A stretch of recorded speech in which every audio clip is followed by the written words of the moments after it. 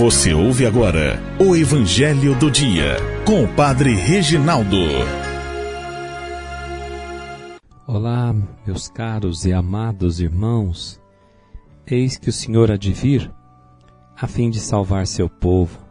Felizes são todos aqueles que estão prontos para ir-lhe ao encontro. Caminhemos ao encontro do Senhor.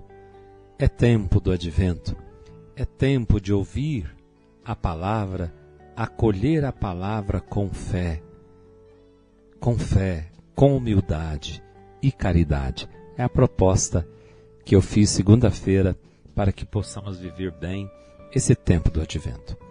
Vamos ouvir o Evangelho que está em Mateus 15, de 29 a 37.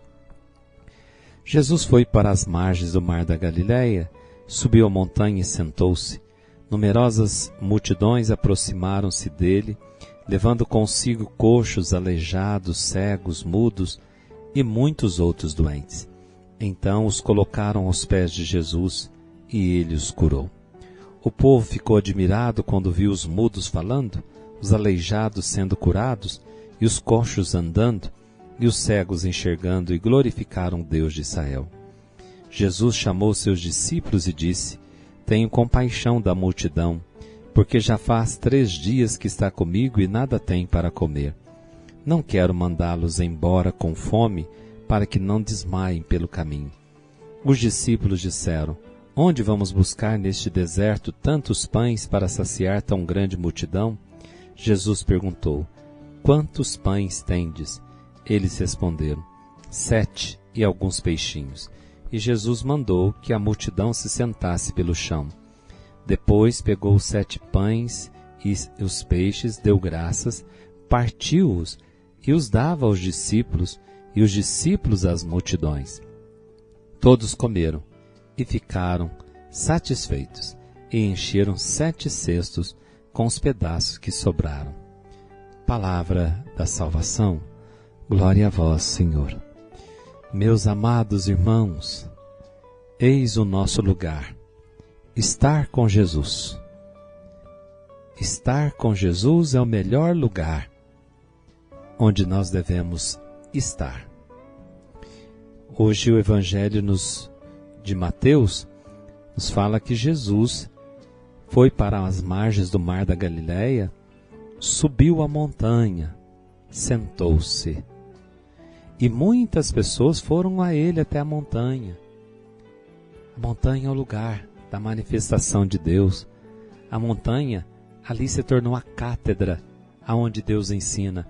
Assim como no alto da montanha foi dada a lei, no alto da montanha é que Jesus se revelou, transfigurou. No alto da montanha do povo de Israel, muitas vezes Deus com raios, trovões, se manifestou a sua glória e o seu poder. Agora ali, no alto daquela montanha, na suavidade, no amor, na ternura, Deus se manifesta em Jesus. O povo fica admirado, glorificavam Deus de Israel, porque levaram até Jesus coxos, aleijados, cegos, mudos e muitos outros doentes. E os colocaram aos pés de Jesus e ele os curou. Vamos levar até Jesus, vamos levar até essa montanha sagrada. Subiremos montanhas sagradas, colinas suaves do amor cristão.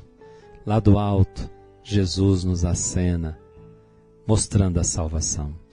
Então levemos até Jesus esses coxos, esses aleijados, levemos à comunidade cristã.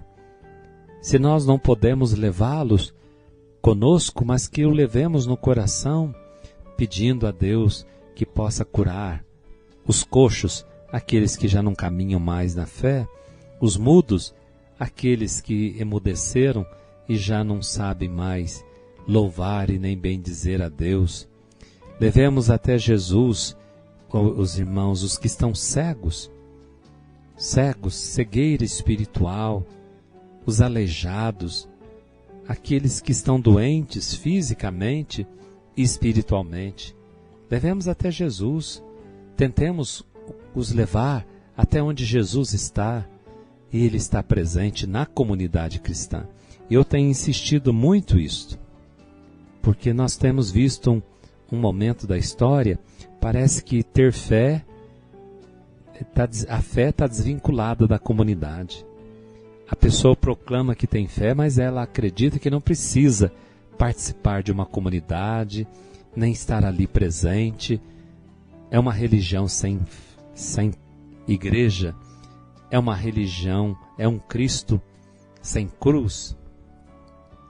Então nós vamos criando muitas ideias, vivendo às vezes de ideologias, né? Não estou desmerecendo a fé, que tem muitas pessoas que realmente estão dentro das comunidades, mas não testemunham a sua fé, e tem muitas pessoas que estão fora, que testemunham. Não estou desmerecendo isso, mas eu estou dizendo que está faltando.